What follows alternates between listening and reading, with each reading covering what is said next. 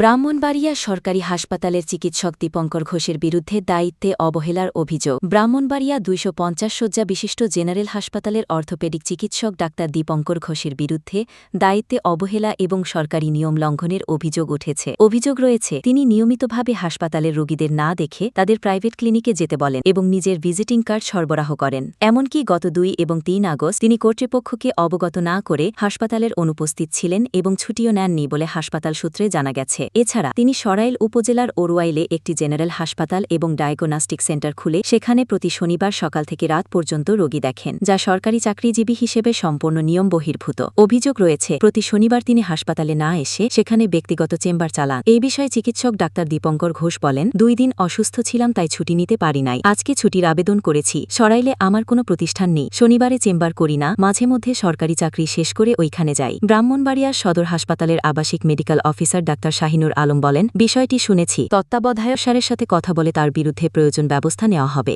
ব্রাহ্মণবাড়িয়ার civil surgeon doctor Noman মিয়া বলেন, সরকারি দায়িত্ব পালনকালে কোনো চিকিৎসক প্রাইভেট হাসপাতালে চেম্বার করতে পারেন না এবং তারা কোনো হাসপাতালের মালিকও হতে পারেন না। শুধুমাত্র জনসেবামূলক এবং অলাভজনক কাজে অনুমতি থাকলে তা করা যায়। অভিযোগের ভিত্তিতে প্রয়োজন ব্যবস্থা নেওয়া হবে।